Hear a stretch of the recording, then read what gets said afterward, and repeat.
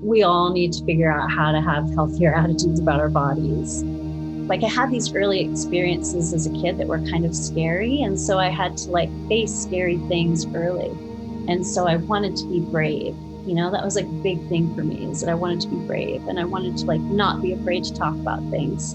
Yeah, I just realized that we all struggle in different ways, and you don't know until you try having a conversation with somebody about it.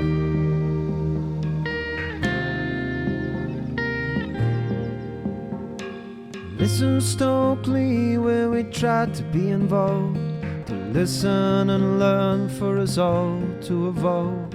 So welcome to you and welcome the world. We hope you enjoy the stories to be told. Welcome to Stokely, a podcast where we explore environmental conservation, our human mindset and adventure. Each week we invite you into conversation with people from all walks of life, people who truly inspire us and set about contributing to a greater place for us all to call home. So please take some time to settle in for a conversation today with our host, Maya. Hi everyone, and thanks for joining me for another episode of Stokely. I'd like to acknowledge the traditional custodians upon the lands where this podcast is created, and I'd like to pay my respects to their elders, past, present, and emerging. I'd like to recognise the everlasting connection to land, waters, and culture. Today, I get to speak with Caroline Treadway, who has just released her debut documentary called Light. This can be found on YouTube at Light, the documentary film. It's an incredibly powerful story, and to give you a synopsis, Light reveals the hidden world of eating disorders in professional rock climbing. Caroline, as the filmmaker, follows two best friends on their harrowing journey in a courageous narrative that breaks the silence about the sport's darkest secret. This film was directed, written, and edited and produced by women. Caroline has spent a huge amount of time in the world of professional rock climbing, documenting it through writing and photography for over 20 years. And through this, she mentions in the film that she saw the best in the world get skinnier and skinnier and send harder and harder and get more and more praise from peers, coaches, and companies. Caroline stewed over creating this documentary for a long time, and she was able to put all of that emotion and thought into the process of producing this and then putting it out there to the world. Just can't thank Caroline enough for her commitment and involvement in the conversation that we had. And I just really hope that Stokely is just a small part of spreading the word of this documentary and everything it's about and everything that is behind the scenes of this kind of a situation in all professional sports. Because I feel like this is just one of many conversations that we need to be having. And there's no better way to start off a movement than by having a conversation, learning and applying whatever we can to our own lives and whatever feels right to our own societies, communities, etc., etc. So I really hope you enjoy the conversation, and I really hope you do look into the film a little bit more. Again, if you want to check it out, just go to YouTube, type in Light - the documentary film, and sit back and see what it feels like to go through the process of looking at this incredible documentary. Thanks a lot again. I really hope you enjoy this conversation with Caroline Treadway. Through the film, you say a lot of times it's all about starting the conversation, and which really sparks my interest and just kind of curiosity, because, just want to learn more about how conversations and how we can have them are going to play a real pivotal role in us evolving as humans, So, yeah, because so I guess that was that's one of the things that struck me is your desire to get the conversation going, and yeah, how long that had been, I guess, on your mind or with you.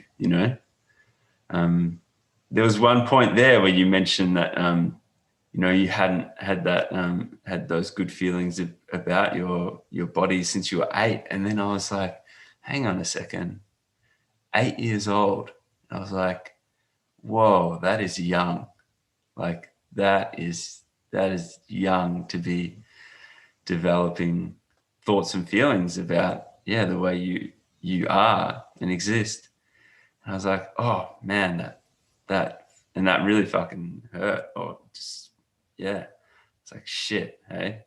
So maybe so it was 8 years old that for you your kind of journey and all. I mean, I'm actually glad that hurt. Not because I want to cause people pain, but because it's really sad for me when I think about an 8-year-old feeling that way about their body. Like 8-year-olds, in my mind, as an adult, I'm like, they shouldn't be self-conscious at all, right? They're just living and moving and eating and doing stuff and, without care, hopefully. But I do think that it's disturbing how early these ideas, get in there and can get into your mind through no fault of your own, just by being alive. And that's the moment when I was very aware of it when I was 8. It's like it probably started, maybe some of those ideas started even earlier. And I think that's it's like how do you teach kids to love their bodies, like not to love them in a sort of narcissistic way, but to think positive about their bodies, or at least not be thinking negative thoughts, And I think that when it comes to like sport and performance, just for me personally, when I'm thinking negative thoughts about myself, I don't perform as well.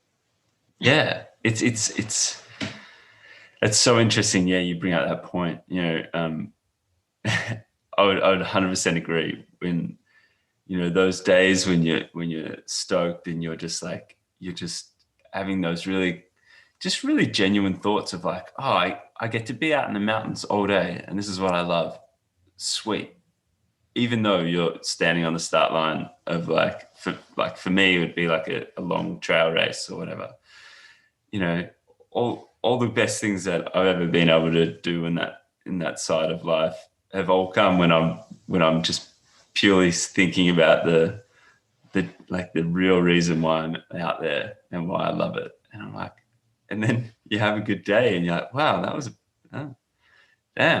a pretty good recipe for a good day out. And at the end of the day, whatever result. But and so you feel that too, hey, in the world of climbing, because that's it, right? That's you've done this from that climbing life, that climbing point of view, which I think is so, like, for myself as a trail runner, ultra runner, I love getting that insight to other sports, and I really love it when I am able to bring that back into the community that I run circles around with. It's just like, wow, hang on, we're all just human here, and there's so much similarity and so much correlation. And I just think, who's going to make that film about trail running? Because there's one out there for sure, hey. Seems like a lot of people have reached out since the movie came out about their struggles to me personally. And they're from all different kinds of sports, and definitely some runners, and some trail runners. It's I guess kind of universal. It's weird because I thought of my experience as such like an insider kind of niche thing. Like I've been climbing for over 20 years. I've been a photographer in the climbing world for like over 10 years. And I just kind of came into climbing at a time when there weren't that many people doing it. And so we all kind of knew each other. And then, it's like an insider's perspective. And I didn't know who would relate to that, Yeah. But what was kind of cool about it was that I could like put myself, like I was there witnessing this stuff over years and years. And all of these individuals go through this cycle, whether you want to call it extreme eating disorder or not. There's obviously like a big spectrum. And I'm not a doctor. But yeah, certainly I felt like after 20 plus years of watching this, I was like, okay, I think I can talk about this with some kind of authority. I've watched this, I've talked to people in private about it, but nobody's talking about it like as a group. And so all of these little side conversations going on doesn't really address the issue, and I think it's just so cool the way the community is now like, oh, wow, let's talk about this. Yeah. Apparently a lot of people wanted to talk about it, actually want to talk about it and figure out what is healthy, what's healthy for an athlete that's pushing themselves to the extremes. Maybe at the very extreme, there's no way to be totally healthy. Like, there's a lot of judgment in just the term healthy. So, yeah, it's a hard thing to talk about. And that's why I decided to put my personal experience in there, because I didn't know how to tell the story without, like, I couldn't be like, oh, that person has an eating disorder and like, this is messed up about the climbing. I didn't want to be blaming, because the climbing community has a lot of great things about it, a lot of great people, and they're not all sick, but I knew that I had to like really own all of the things that I saw, all of the judgments, all of the turning away, the denial, oh, it's fine, it's fine on all the different levels. I think that's so disturbing. Yeah, it's unreal when it's like you open up a can of worms, and it's just that you think it's a dark hole, or it's hidden in a dark cupboard, but that dark cupboard just is a freaking dark cave that is ginormous, and it's got so many sides to it. Yeah, and I was just blown away, like I said, the messages that came in. I probably read 1,000 messages from people the first week of their struggles, like personal. And I think, I'm not trained in therapy or anything. So I was just like, I spent like the first 3 days just kind of crying and laughing at the same time sometimes, and just like feeling all of this stuff because I'm like a feeler type person, that's something that I've really like struggled with in my life. And then also recently started to kind of accept more. And anyways, it's, there's pluses and minuses, but one of the pluses is that I can write a story like this. Yeah. You mentioned that you did your own story through this. You kind of start the film off with your own story and then weave in other people's stories, really influential people and some incredible people in the sport of climbing. It's amazing to see. What your own story with this world, I guess, from the eating disorder side of things. Can you just take us back a little bit to that space and how that came about? And we touched on it just briefly, but to which space? Sorry. So like if we were to your story with it and how your journey with it really if we could just I just want to get a bit more insight into that, because I think it's so important. Yeah. You mean like the thunder thighs thing? Yeah, because I think, like obviously I was chatting to you about it just before. I've watched the film a couple of times, and so I know your story, but I guess other people who haven't listened to this would would definitely, I think, either resonate with it or find it incredibly, powerful to hear your side, because like you said, you were in this and you have dealt with it. And then you were in the space of climbing, which you then saw it happening through other people, which is, to me, that would just be, I feel like a really, pretty confronting thing, Yeah. I mean, I think when that moment, the thunder thighs moment happened, I was 8. I was at the pool with my best friend, and it was a pretty normal moment. We just got into the car and she was like, "Hey, you have thunder thighs." And it just, I didn't even know what thunder thighs meant. I was like, what's that? Like, oh no, that's not good. And, the sad thing is, like, maybe somebody had called her that, or maybe she had heard somebody else call somebody else that, she had heard that from somewhere.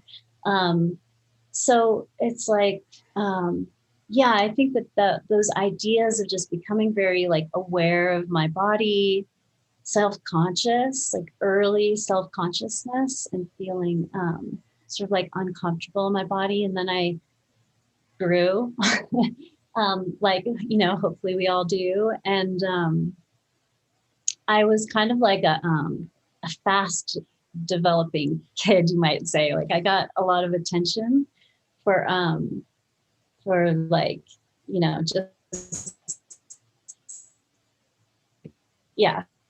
I probably looked like I was 16 when I was 13, So, but, I think we all hear a lot of comments. I think we all hear a lot of comments. We all hear people in gyms make comments about their bodies. Like, it's very okay to make a comment about your body or somebody else's body. And I think that that's something that maybe needs a little bit more examination, how quick we are to comment on somebody's body. Like, why is that? Why is that okay? Yeah. And who thinks they have a pass to do that? Yeah. And those things can be so hurtful, and they really can be sort of offhanded and not, intentional. I think it can be super damaging. But I think, for me, it was, my eating disorder developed. Well, let's see, if you really want to know the truth. I had a friend in like 7th grade. So I was about 12 or 13. We were like 3 best friends.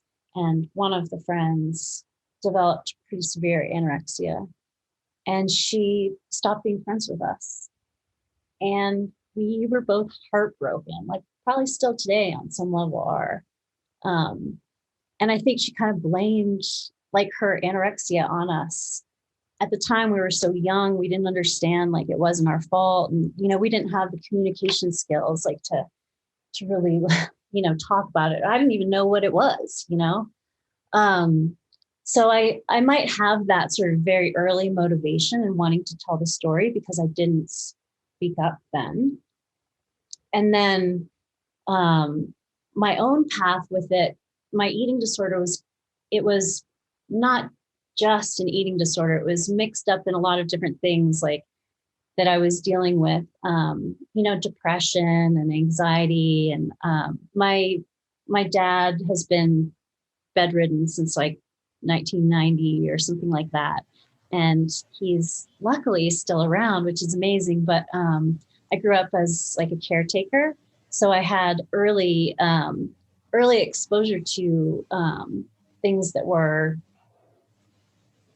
not what other kids I knew were going through. And so I think that a lot of that came from not talking about it in my own family. A lot of these sort of toxic behaviors become perpetuated when you don't talk about them. And over time, they get like even worse. So, so I had a lot of, I don't know, like I said, I'm a feeler. So I've just always felt things strongly. And that's what I mean, where it's like, it can be a positive and it can be a challenge because, yeah, I think that, mental health is just something that if anybody's paying attention in life, like we should all be struggling with because there's a lot of disturbing things in the world, and at the same time, it's like, well, we don't have to be scared of that, so I think a lot of like I had these early experiences as a kid that were kind of scary. And so I had to like face scary things early. And so I wanted to be brave. That was like a big thing for me, is that I wanted to be brave and I wanted to like not be afraid to talk about things.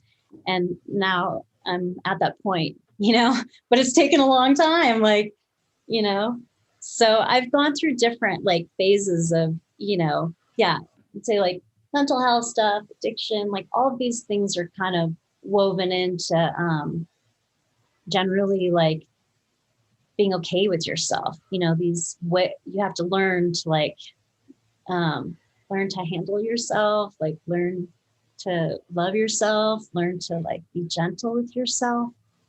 I don't know if that answers your question. Oh, mate, it more than answers it. Jeez. I mean, it was just like, my dad's an amazing guy, but it's like, man, he's been in a dark room for like since 1991, and he's a brilliant guy, and it's just it's hard to watch that, and we're helpless. And so I think I grew up feeling a lot of like helpless kind of feelings in the situation. Really all I could do to help, like my dad, was to be there, to be there to bring him food, for conversation, just for general companionship, I don't know. I'm getting deep into this stuff.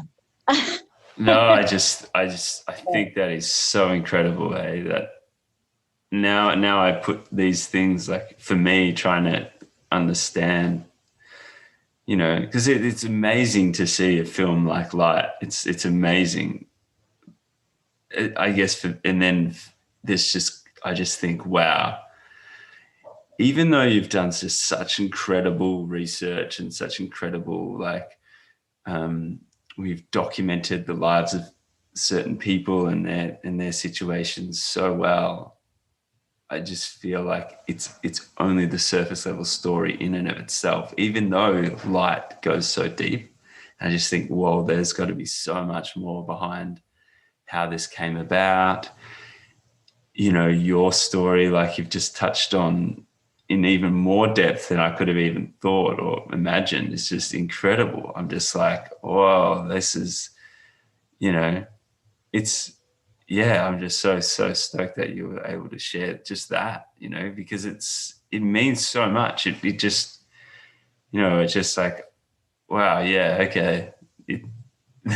It comes together even more, and it just brings up so many more points of conversation about, we've just got so much work to do, because there are, people out there in so many situations that I don't know, like you mentioned, like they're kind of throwaway comments, but they stick on and they hold on, and the next thing you know, an innocent, seemingly innocent person of an age that you just wouldn't expect to generate such negative thoughts and ideologies about them. Well, they go and do that, and it's like, oof. What if someone, you've brought this to light, you've brought this, this you've brought it out, but what would you do if you did, like, what could you do if you did see an 8-year-old now and you heard someone say the exact same throwaway comment? Like, how do you counteract that kind of a comment or that kind of a situation to maybe prevent anything negative growing from it? Yeah, I mean, I don't know if you can totally prevent like, I don't think that we can protect kids from every comment, unfortunately. There's a lot of mean comments out there. The world is a brutal place. They're going to find out someday, you know?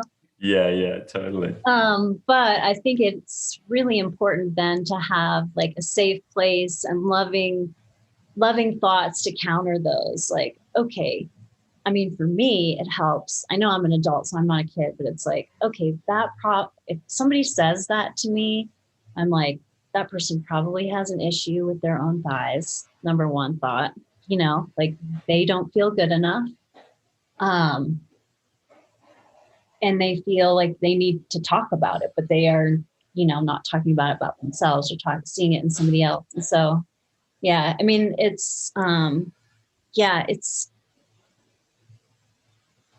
I think it's a really hard thing, but there is something about like seeing somebody comfortable in their body, having joy in what they're doing, is inspiring. Like, I feel like I've seen more of that when I travel. I see more like to other countries outside the US. I'll see more women with like bigger bodies at older ages, you know, dancing and doing all this stuff. And I'm like, wow, I don't know, you know, it's like, that's a possibility. I didn't really know that was possible because I don't really see a lot of that happening in the US. So I think different ideals of beauty, when you're around somebody who feels good about themselves, it's infectious, I think. Gives you permission to feel good about yourself too, or at least comfortable, right? And the opposite too, like if somebody feels really uncomfortable with themselves, that can be contagious as well. So I think just, you know, the more you can be aware of like when you have those negative thoughts, to say something opposite. It sounds really basic, but I mean, it doesn't fix the problem. But how do we get there in the first place? I don't know. You know, the ideal of beauty, and when does that go back to? And, you know. Yeah. That's a huge one, hey? The ideal of beauty, the ideal of like, because, you know, you can, I mean, far out. And now we live in this world where like the perfection of any photo is like highly critiqued by thousands of people that are very far from experts in any kind of way, shape or form, but they definitely have an opinion, which is very easy to put out to the world these days. Mm-hmm. I feel like, you know, it's the same with landscapes. You know, so it's just, you know, you can look at any tree and any tree is fucking beautiful in its own right. You know, they're so intricate. They're so amazing. Any plant.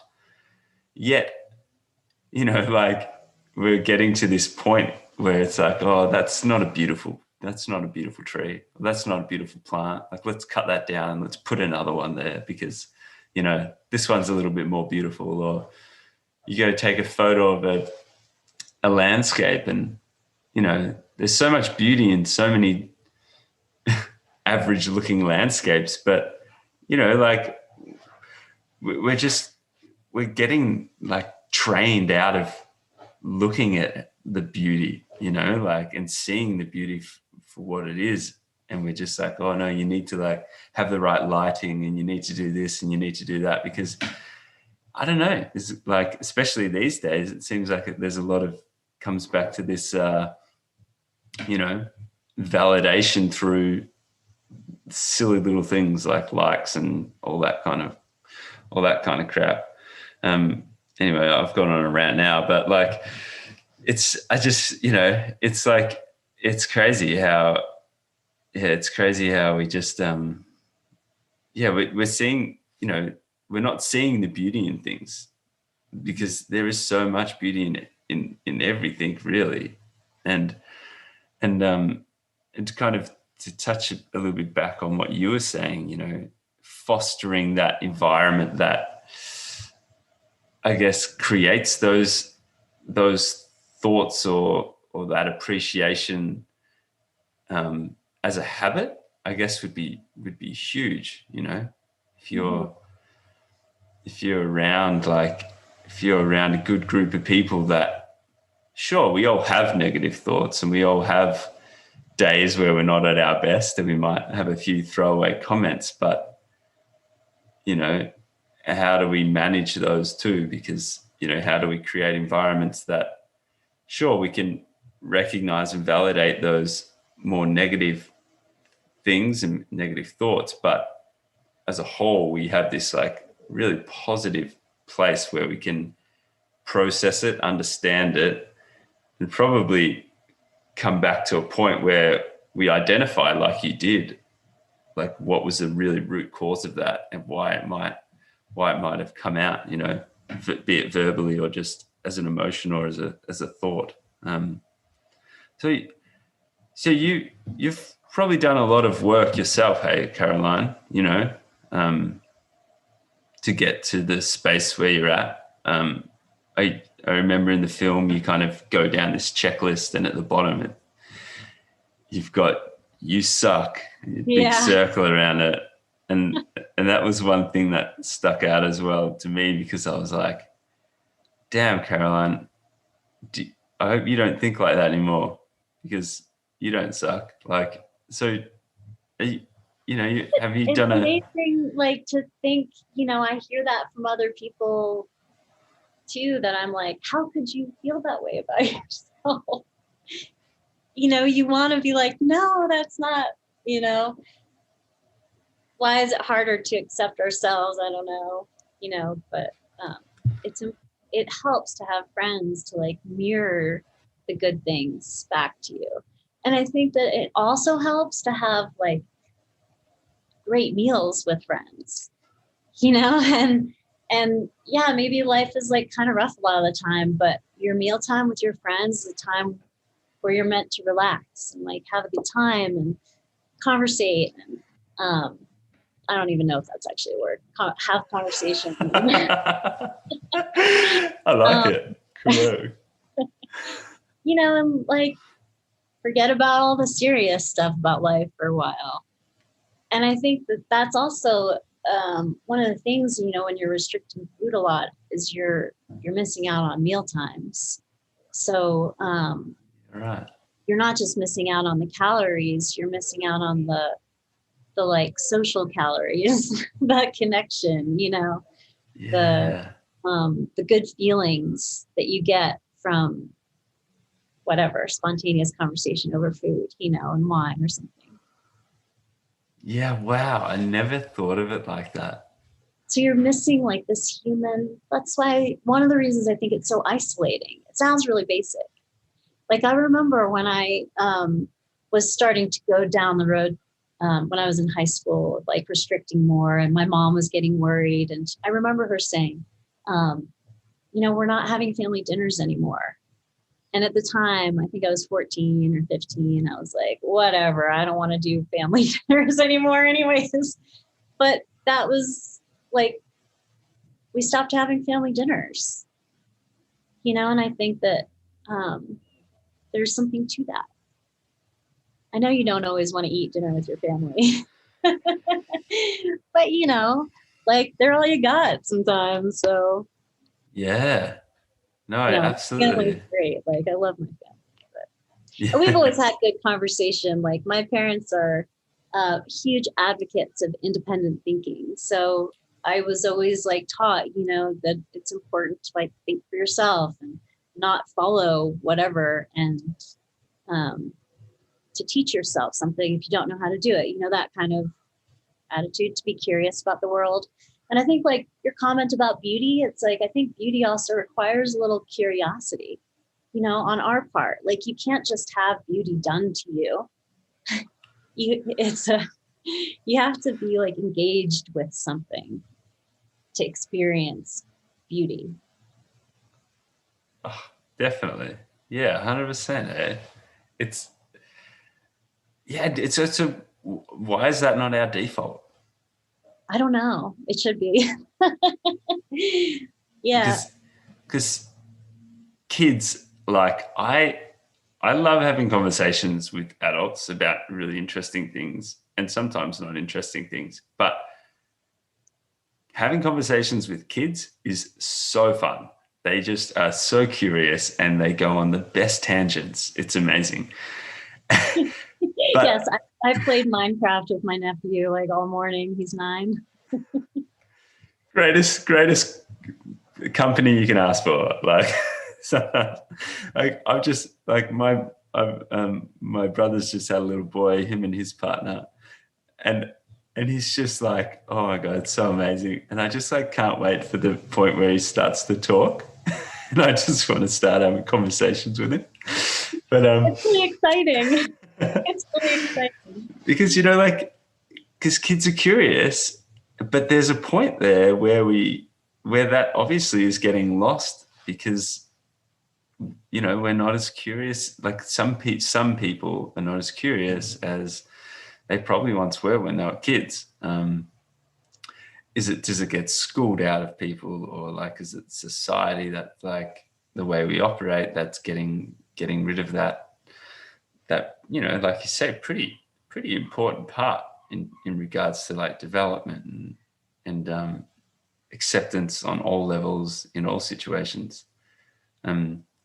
So for you, Caroline, like independent thinking, that's huge. That sounds really interesting. I don't think I've really ever heard that term exactly like that, or that way about thinking. Is what else would you say are things that have really, I guess, probably played a pivotal part in helping you get to a healthier place within yourself? Well, I certainly have had a lot of therapy in my life. Starting from when I was like 12, I am, I think, the only person in my family who's gotten therapy. That's one of the benefits of being like the quote unquote fucked up one, which turns out in the end, everyone needs therapy. I mean, it's crazy, right? Like, turns out in the end, it's not just you. Oh man. So I think that's been important for me to like just I just realized that we all struggle in different ways, and you don't know until you try having a conversation with somebody about it, and it's really easy to have a narrow frame of mind about something until you learn more about it. You can't learn more about it if you don't ever see it, or if you don't acknowledge that it exists. I don't know if I answered the question. I don't know either, but you definitely brought a couple more up, which is, there's so many things that is popping into my mind. I'm like, I can't even write them down quick enough for them to come and go out. No, you go. No, you go. No, you go. This is about you, not me. Well, I just think that, so there's a lot of beautiful things. Just go back to the beauty thing for a minute. Like, there's a lot of beautiful things in the world, beautiful creatures, all this kind of stuff. But a lot of times things they're not as beautiful as they could be if they don't have a story attached to them. Like if you can understand more about something, that like what it does, or, like scientists, they tell their stories about things. It makes them more meaningful for them. They have their words, like, not to belittle it or anything, but it's like we all need stories, I think, to like almost interpret beauty in some way, unless you're just like hit by a beauty bus, or, you go somewhere like Lake Tahoe and you're like, whoa, but not every Mona is going to be like that.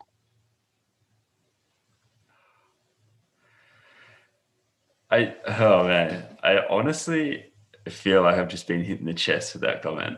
That is so true. Far out. It's so simple, but I've never even just like had it explained that way. Our good Ben Clark, who introduced us and sent me over the film, he just sent me a text message the other day. He's like, man, I can't travel at the moment, but I'm just definitely editing I'm just editing my ass off here. And until a point where we can travel and do the things we're more used to doing, we've just got to work on story. And Oh my God. I was like, man, you're spot on. And you're spot on right now with that. It's like the dinner table thing, right? Like, I'm not going to try to remember where I heard this, but I did read, and it did stick with me, that, you know, for thousands of years, humans gathered around fireplaces and told stories. For thousands of years we did that. And how much do we do that now? Yeah. We gather around a very small fireplace, like a little rectangular fireplace in our pocket. Yeah. A little firebox. Artificially lit. Yeah. What are your real, like, where is this going to go? Because you release this film, it's intense, like you said, thousands and thousands of messages. Like, do you actually have like a road plan of where this is going to go, or where you hope it's going to go? Or are you just leaving this to like the universe and just being like, I don't even want to put a box around this. I don't even want to constrict it to thinking like, oh, it could be the greatest thing in the world by being this, this, and this? Or are you just letting it run its course and not have expectations about how much of an impact this can have? Yeah, I really had no idea that so many people would watch it. And I didn't have any expectation at all. I honestly was just trying to get the film done. I didn't think past getting the film done, which is kind of not very smart of me now looking back, because I probably should have thought about it a little bit more.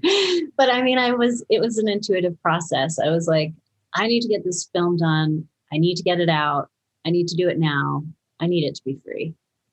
Like, this just is not about me. It's about me, right? A little bit, but yeah, I don't know. It was a weird feeling, like, of just this sort of urgency. Like, I need to get this done. I need to get this out to people. Like, I know there's people who need to hear this. I don't know, Wow. Yeah. That's incredible. Hey, but yeah. that feeling came from like the 20 years you've spent in that world. Yeah. Like, and every day when I would wake up and work on this, I was like, just think about other people, like, think about the people this could help, think about this, whenever I was feeling like low motivation, I was just like, like, don't think about yourself, like, just do it for other people. Like, it's, yeah, I don't know. I mean, it sounds like I'm some kind of like, not have like a savior complex or something. It's just like, it just really felt like the message needed to get out there. And I didn't know who was going to do it. And I felt like I could do it.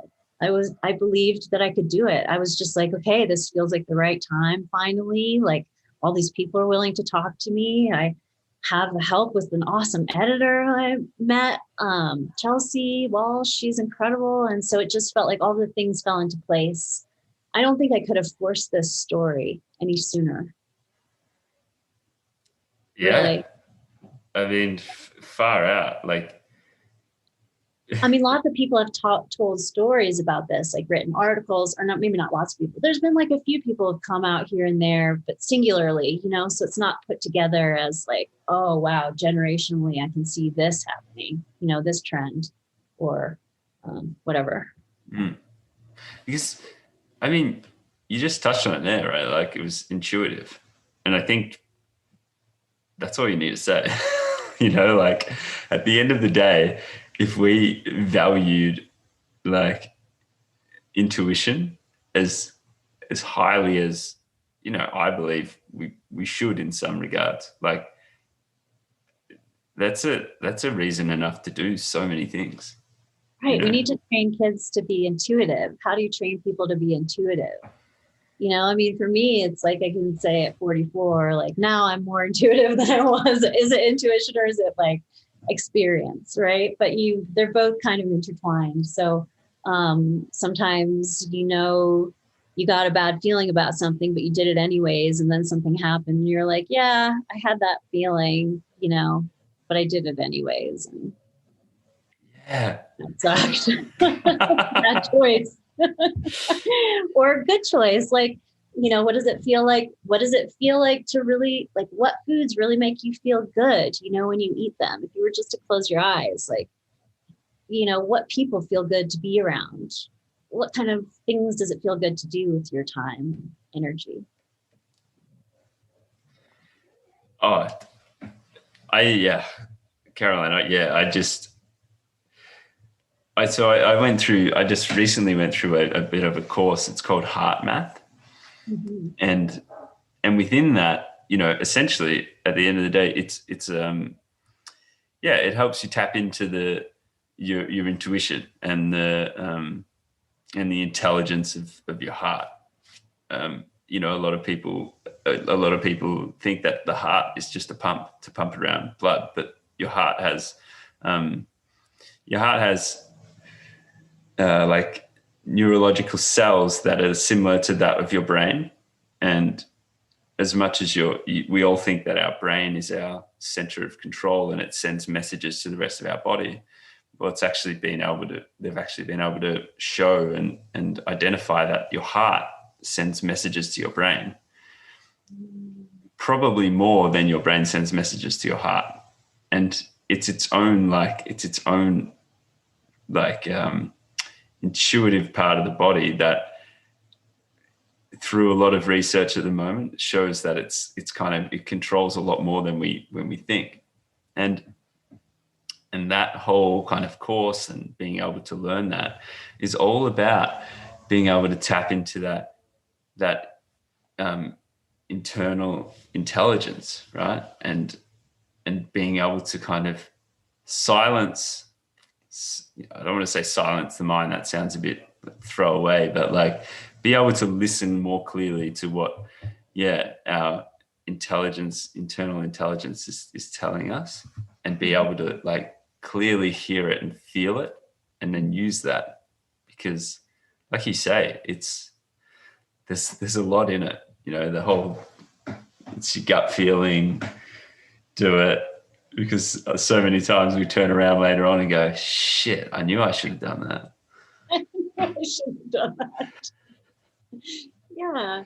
So my question to you is like, is there anything that you've left on the table and you haven't put out there? You've gone through this massive process of putting this together. And like we said, it's kind of like a combination of 20 years of experience. Is there something still that you feel like you haven't, that you feel like you maybe should have put into this, let's say, film, but you've now got an opportunity to put out there through the knock-on effect that this film has had? Maybe. I mean, I knew that I couldn't cover everything in this film. I mean, you could do like a 10-part, series, each an hour long, on eating disorders and sports probably, or something, or just eating disorders in general, because there's so many different types and reasons and, expressions of it. But yeah, it's just, it was hard to narrow it down. It was like, and I knew it wasn't going to be comprehensive. So I just gave up trying for it to be comprehensive. Because initially I tried making a film like without my narration, that was just sort of everybody's stories. And it just kind of didn't feel like a story, just felt like a bunch of stories. So I don't know if that answers your question, but yeah. So what is there that you feel like you may, I don't want to say left out, but. Well, I didn't go into the medical side of things. Like the Dr. Dr. Galdiani, who I interviewed, she gave me an amazing interview with all this medical stuff. And it was just like, I just couldn't find a place that just didn't work in this story. So there's the whole medical side, I think, is really important for people. And I think right now in the climbing world, people are like, oh my gosh, what do I do? And, I kind of wish that I had an answer for people, but it's also like, I think that we'll get there. You know what I mean? Like, this is a start, and it's going to be a long process of figuring this out. And it's going to be, athletes are going to go through different phases of this. And yeah. So, but I think that the more stories about it, the better. So people can know that it's an issue, so that, and also just there's so much suffering that people are going through with their bodies and like trying to be a certain way. And that suffering is not necessary. And I think there's a lot of humanity that suffers on that level, which is kind of mind blowing to think about, So there was this experiment in the 40s called like the Minnesota starvation experiment that some psychologist did. Gotta love those like old school science experiments on people. But basically they had a bunch of volunteers to these men who volunteered for the study, and it was, I can't remember quite how long, it was maybe like 3 months or something, and they had to lose 25% of their body weight at least. So it was basically to see what happens to people when they're in concentration camps or refugees who are walking through the desert, or, people who are not eating a lot or very much or anything, and also exercising a lot. And at the end of the experiment, after the men had all dropped weight and then regained it, 80% of them had like depression and suicidal thoughts and obsessive behaviors around food, and basically had induced an eating disorder in these people by having them restrict food. Whoa. So that's kind of interesting too, when you think about like, wow, there's a lot of, you don't think about people who are starving as having an eating disorder, or people who are, but like those people could be suffering with some of the same mental, psychological effects, physical effects. Like, anyways, it's a very broad topic, which is why I just focused on my experience, because that's what I knew. And I knew that I didn't have like the authority to go into all of these different issues. Just on it, like this thought just popped to my mind, which is a bit of a tangent. I apologize, but in the film, you don't introduce people with their names, which is so common. And it kind of bugged me out. I was like, hang on a second, who is this person? Did I miss that? But then I thought there's got to be a reason for this. So why is that? I don't like the way they look. And also I figured it was an insider, made it sort of feel a little more insider. And I introduced the people like verbally, but yeah, I just basically was like, I'm not into it. I don't like the way it looks. Like, let's not do that. Yep. If somebody wants to Google who these people are, they can. Totally, yeah. They've already made it to YouTube to watch the film, so no, I don't mean that to sound like insensitive. It's just yeah.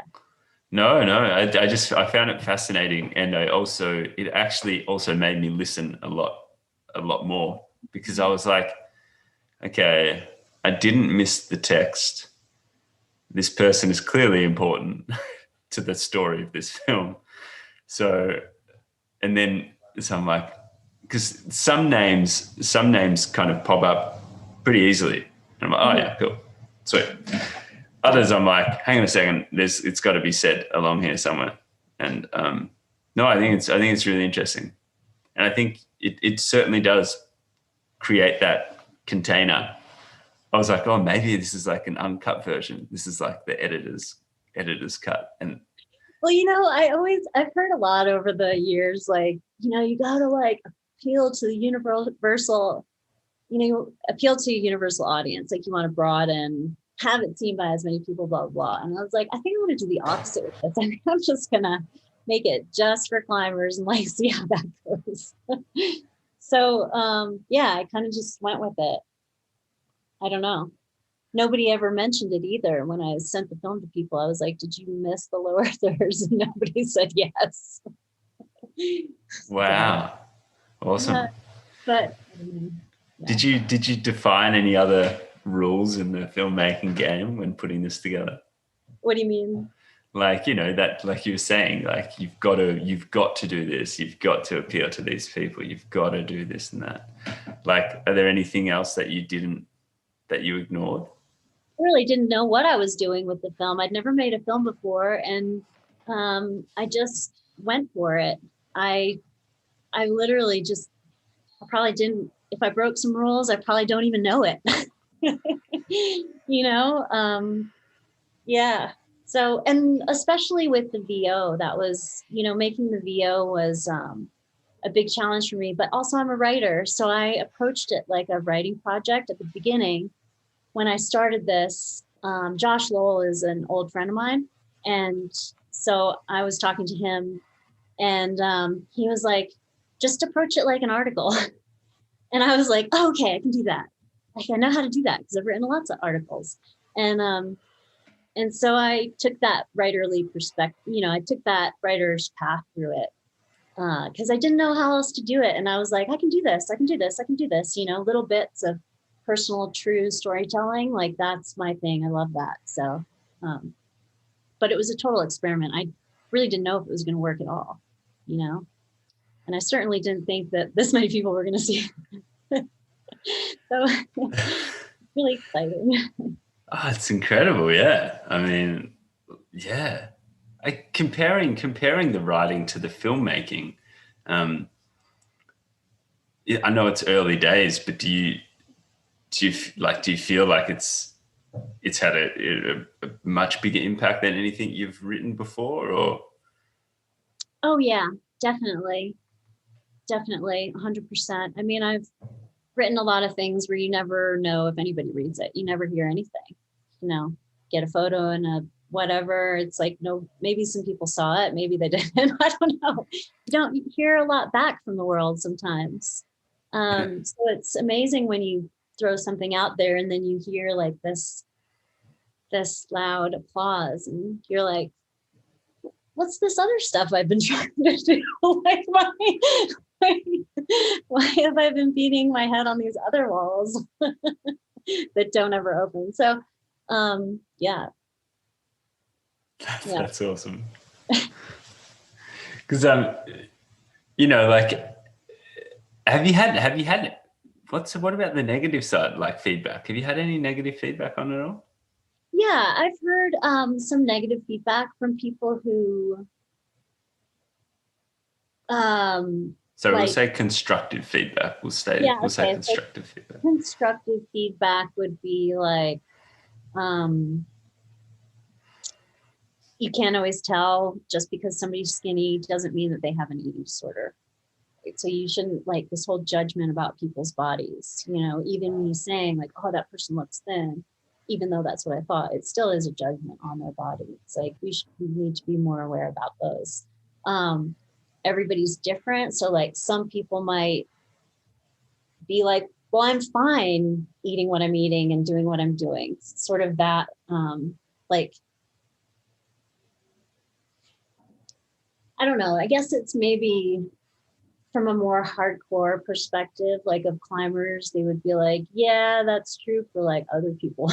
But I think that there's a lot of people at the very top who are restricting and really pushing it. And I don't know, there's no control, right? You don't have yourself eating healthy, doing the things you're doing, and yourself kind of starving yourself more, depriving more, and doing what you're doing. So you don't know, right? It's all an experiment. But yeah. Yeah. And it is, yeah. Then, no, like, it is. People would say sort of like, this glamorizes the issue. I guess I've heard that a little bit. I've heard that now coaches don't feel comfortable saying to people to lose weight. What's the balance of like what's appropriate to say to somebody? Like, when do you need to get in shape and when do you need to be kind of like careful because you're on the edge? I mean, I don't know what like the negative really impact could be, except that some people don't want to hear it, you know. But so many more people have responded positively that I'm like, oh wow, there's a lot of people who struggle with this. I had no idea. It's massive, eh? Yeah, it's massive because it touches on so many different things, like we've talked about, like mental health, you know, body image. What do you think about yourself, and how are you with your friends, and you know, do you have positive meal experiences? Like, you know, what kind of family did you come from? Did you come from a place where you had stressful meals? You know, like what are your, I mean, there's some people with eating disorders have like traumas that might grow out of, you know, as a way to sort of deal with the trauma, or sexual trauma. Like, I mean, it's just such a broad thing. And I think that, you know, when you're talking about that many personal touchy issues, it's like you're bound to ruffle some feathers. And honestly, it would have been weird if nobody had negative, you know, if there was no constructive feedback, I should say. Like, that would have been kind of strange. There's got to be some, right? Oh, absolutely. Yeah, you gotta piss somebody off. Totally. You're not doing a good job. And I think that's part of it, right? It's like, you know, yeah, it's just, I guess it comes back to like, if we have the tools to have conversations, then we can talk about the negatives and the positives, and we can talk about the best ways to deal with them, because, you know, we're all humans, and there is a basic understanding of our psychology, and we should be able to learn as a skill the ability to talk about things, the ability to process them together, as be it through story or be it through understanding of human psychology. Yeah. And like you said before, and I've heard it so many times, like it's, you know, like, and I'm referring to therapy and having a therapist, you know, like I know some people that have been through some quite intensive courses to help them with their psychology and the certain ways they think, et cetera, and they go through these courses and they're like, wow, everyone should do this course, because it teaches you this life skill about identification of your emotions and thoughts and feelings, and how to converse on those levels about those topics, you know, and it not be stigmatized, and it not be weird, or it not be like, I'm cool, you know. It's like, we're all human. Everyone's having these thoughts. Everyone's going through this process. How do we talk about it? You know, like, you know, how do you take that 20 years of looking at this thing in the climbing world, and how do you take that down to seeing it over a year and then go, I'm making this film because it needs to be said, you know, and have that power to do that, because, you know, you're not like going to get shut down, or no one else wants to talk about it, you know. Yeah, now or never, right? You get to a certain point, you know, in your life where you are like, okay, yeah. But also, you know, as a writer, I had to grow to get to the point where I could put these things clearly into words. You know, I had to grow as, like, I had to have so many failures. I mean, I worked on a documentary for like 4 years before this that still hasn't gotten made. Like, I mean, yeah, so I had to, it's the culmination of a lot of work on my writing skills, and like a lot of work on my photography, and then also like my friends and networking and experiences over time that I just didn't have when I was in my 20s or 30s, you know? So yeah, it makes sense now to me at this point, but I also, you know, I had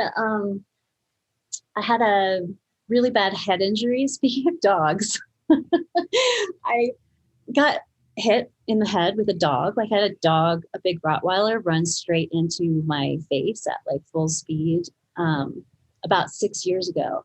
And I had a really severe head injury for like 5 years. Whoa. So I spent like, I mean, in the first 3 years, which it's like a total blur. I had to be in a dark room. Like I couldn't work. I was so depressed and my emotions were like out of control. It was just an incredibly dark time for myself where I did a lot of internal, like spent a lot of time with myself. And so really the only way I've come out of that is from sleeping. Like I found sleep was the most healing thing for my brain. Like I wouldn't say I'm 100% the same, but I'm like pretty much the same, but I'm a little bit more like sensitive now, even than I was before.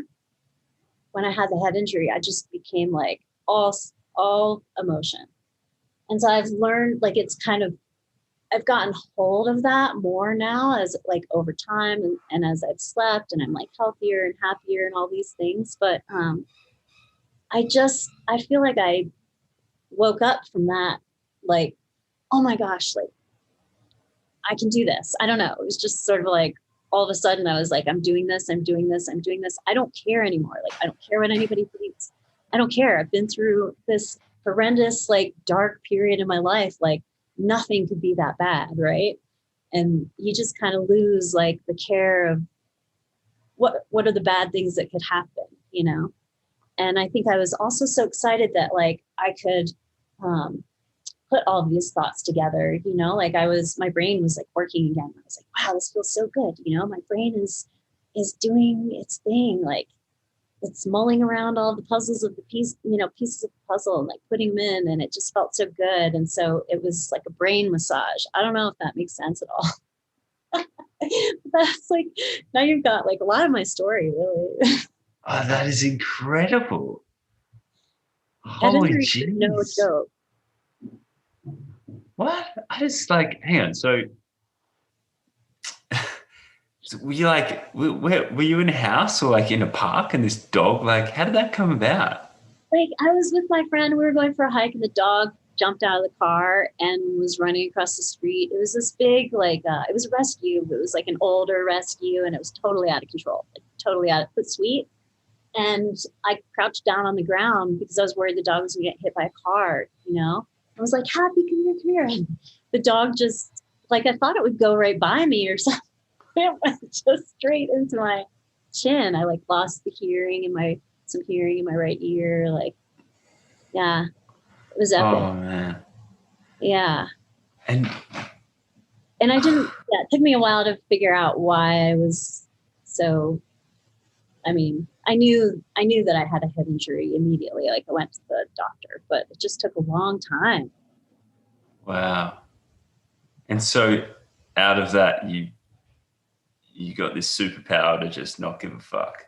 I think so. I think I went into some of my deep, like my traumas, like it was sort of this weird, like underwater feeling where I was dealing with all of my demons, you know, and I kind of feel like I came out of it like, all right, like I see you, you know, I see those demons, like I'm going to do this anyways. Yes. That is so awesome. Oh, that is fucking rad. I'm glad you think so. I haven't really talked about that at all. I mean, with close friends. You know? No, but like, that just, what a superpower that you've got through that. You know, like, it's not even a silver lining to it. It's like more than a silver lining to a bad, like a seemingly negative situation. That's yeah, and what could be worse than like not saying something? I mean, what, I'm going to offend some people? Okay, but what about all of the climbers to come? You know, like that's worth it.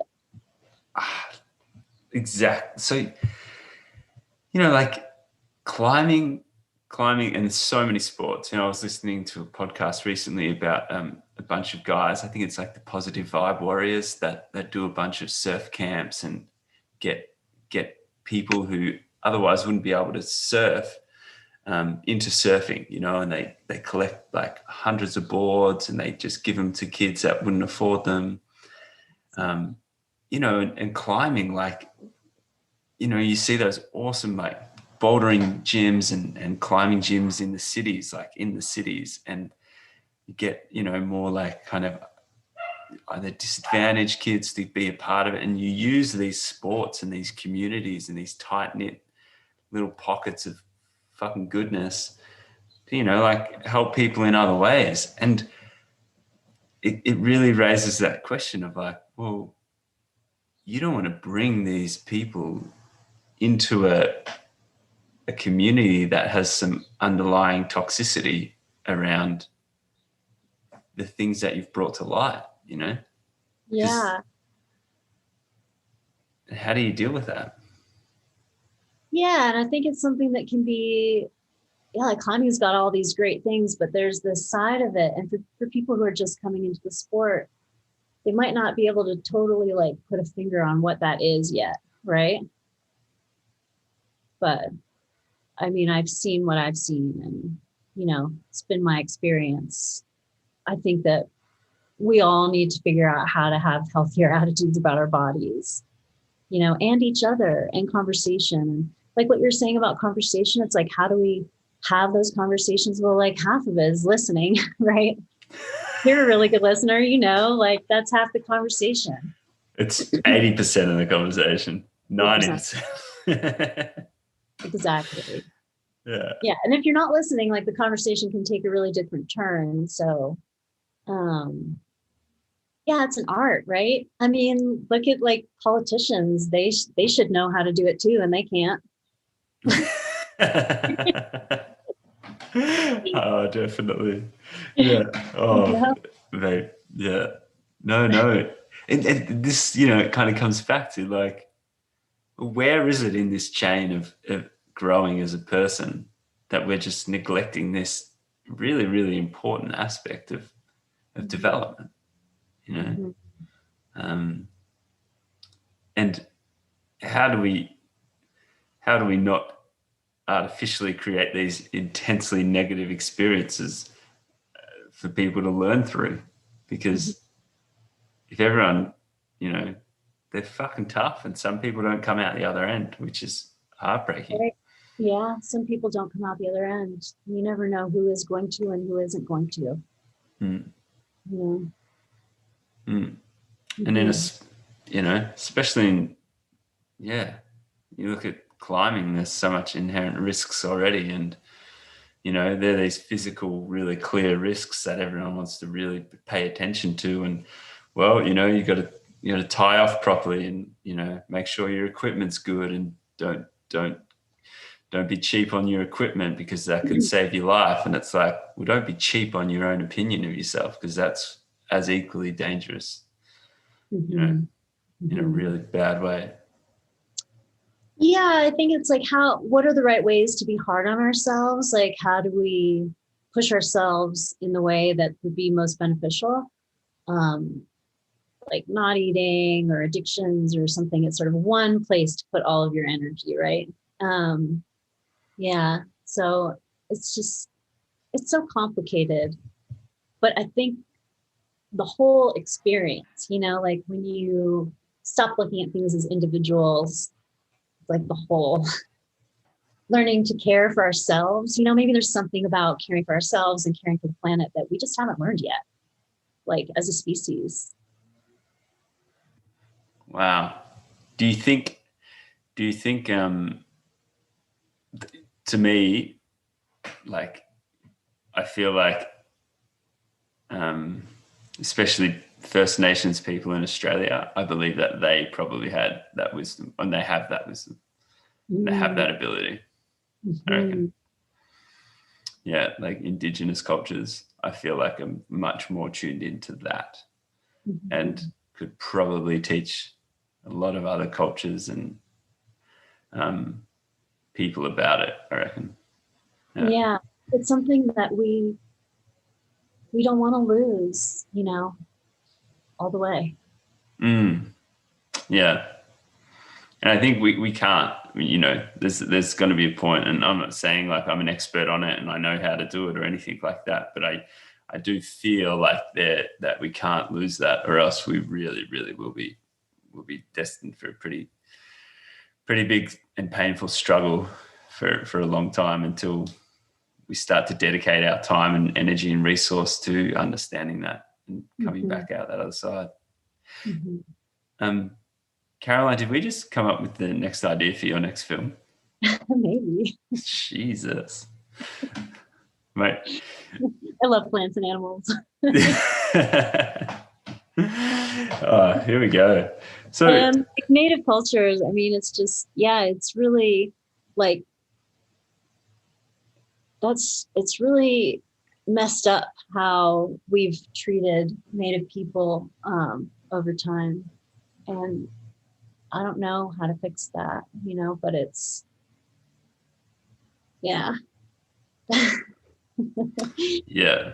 Yeah. I mean, there's, hopefully, I do think that things can change for the better, but I do think that there's like these stories, that we need to preserve the stories as much as possible. And we need to try to preserve the language, like the native languages as much as possible. It's just, it's like just an incredible loss to not have that. Comes back to story, eh? I think so. Awesome. So pumped. I think, if anyone listens to this, that's the takeaway, right? Story. We can just spend a bit more time with story, talking the story, listening the story. It's healing. Having the vulnerability, hey? Like vulnerability as a strength is something as well that kind of came out. The gentleman that you had, what is his name? Kai? Kai. Yeah, Kai Lightner. It seemed like vulnerability was something that he was really, aware of, and it kind of pushed as a strength. Yeah. I love seeing that, especially like in a younger person, because it really does give me hope. I'm like, okay, that's a step towards evolution, just because you can't really, like, what's a conversation if you don't have vulnerability? It's not honest. That's deep. It's epic in the sense that, like, yeah, you took that on yourself and said, okay, I'm going to try and have more story, and I'm going to try and be more vulnerable going forward about the things that I really feel I need to talk about. Like, that's surely, I mean, I'm no doctor either, but surely that's going to create some goodness in the world. Yeah, because it goes back to that, like, taking care, and how do you take care of something if you can't understand vulnerability, and are pushing it away.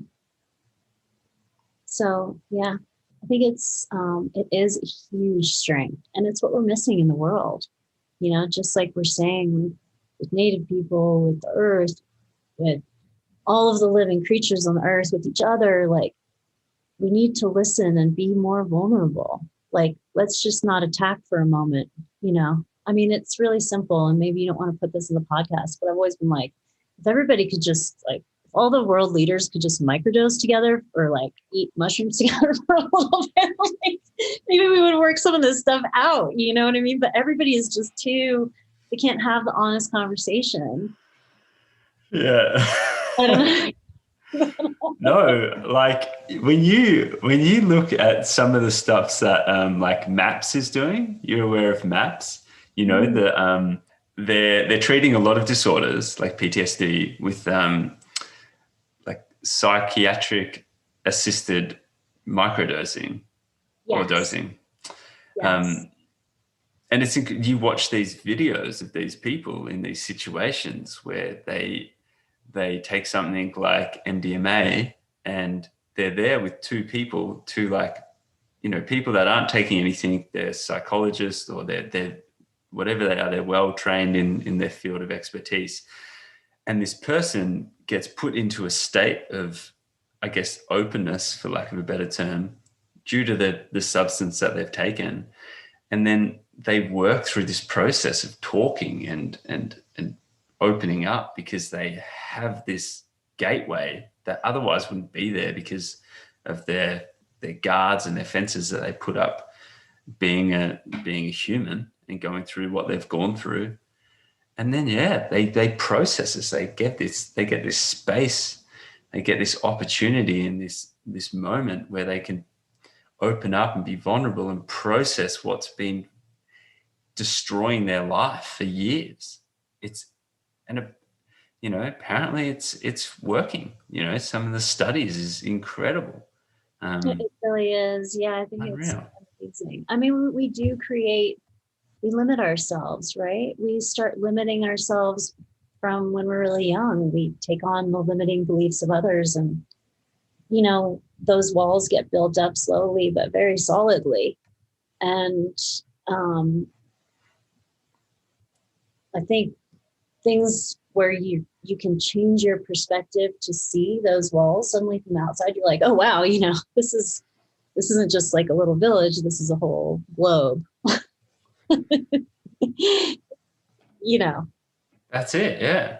100%. Like 100%. And yeah, I mean, at the end, like this is exactly why I just feel like I wanted, this is why I felt like I wanted to have something like a podcast, because conversation is just so important. And I've said this from day dot, and it was something that was on my mind like a year or so before I even made the podcast. And it's just that, like, we used to communicate through things like writing letters, and that's like a form and art of communication that's now essentially in many ways lost. And how long is it until we start communicating with conversation? Because we can do it so much easier and so much effect. Like it's just easier to text, or it's easy to do it other ways now digitally. Like it's, protecting that art of conversation is just a huge thing. It's really interesting because like the way that we communicate changes over time, and will continue to. Like, maybe we won't be communicating the way we are now in 200 years. I don't know. We went from whatever the progression has been, verbal, like oral to written to, visual. And now it's like the internet and what have you. Yeah. So it's interesting to think like what's lost with each step of that evolution. Or are those essential ingredients of communication, do they remain the same regardless of the form? But it is different. Like when you read a story on Instagram versus somebody telling you a story. Like for me, I love hearing somebody tell me a story. Oh, it's amazing. Yeah. And I think and I think, to speak to what you were saying earlier on, right, is there's listening is such a big thing, in all of this. If someone's telling you a story, well, you have to have the ability to pay attention and not be distracted, which is pretty hard, if you're not aware of it these days. Like, and so, like, I would put that down as an essential ingredient for communication into the future. Yeah. Yes. I think, I just think this, I'm just, I guess as a way of wrapping up this conversation officially and all that, because apparently that's what you do. I just think it's amazing that I'm just stoked.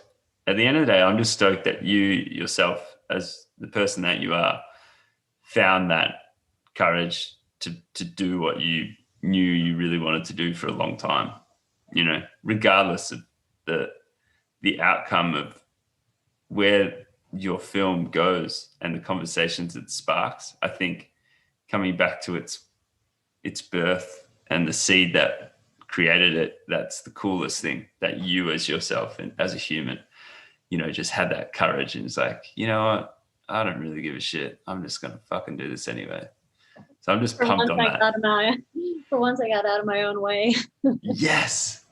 Like that's awesome because you've done that and that's going to allow someone else to do the same.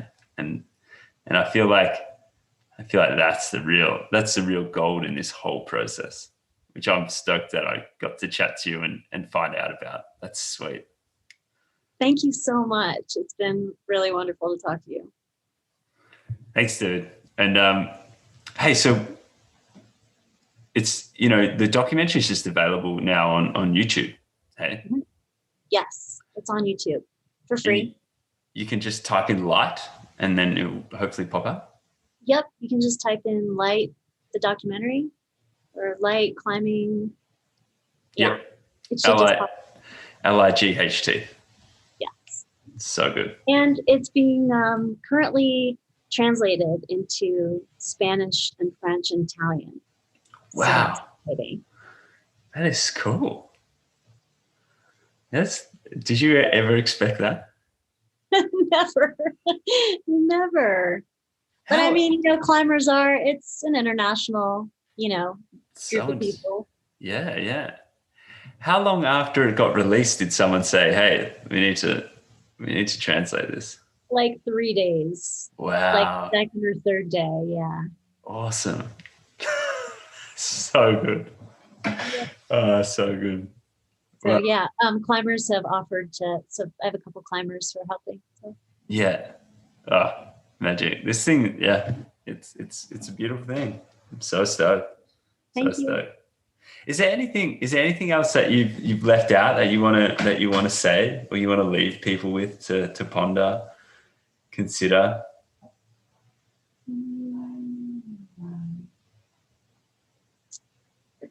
I mean, I think the story thing, it's like, I think it's so easy to feel like, oh, my life's not that interesting, or I don't really have anything to say, or what would I write about? And it's like, we all have a story, but we have to find it, and I think that the more we find those stories and try to tell them in a vulnerable way, the better it will be for everyone. And the more we will see different filmmakers, different, diverse stories that take us to places that we could never go otherwise. It's so important, so that we don't think we know everything. Thanks so much, Caroline. That was so fun. I love that. You're a great conversationalist. Oh, mate, no, I so appreciate conversations like this. It really is the heart of it all, really, for me, absolutely. Thanks again for listening in to Stokely, especially this conversation with Caroline Treadway. I know it was pretty jam-packed.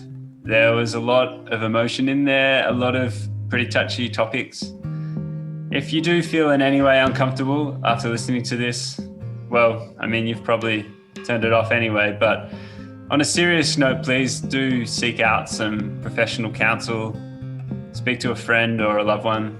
These topics are not always easy to cover and speak about, but maybe that's because we don't do it enough and know how to do it. So please, if you do feel in any way uncomfortable about this, please reach out to someone to gain some professional insight on best ways to deal with it. So again, I really appreciate your time. Please send us any information you have in regards to your thoughts on the podcast, because we really do look out for that and we really do appreciate it. Again, I'd just like to take a moment to acknowledge the traditional custodians upon the lands where this podcast is created and listened to, and pay my respects to the elders past, present, and emerging. Keep well, and we look forward to speaking with you next time. Thanks a lot.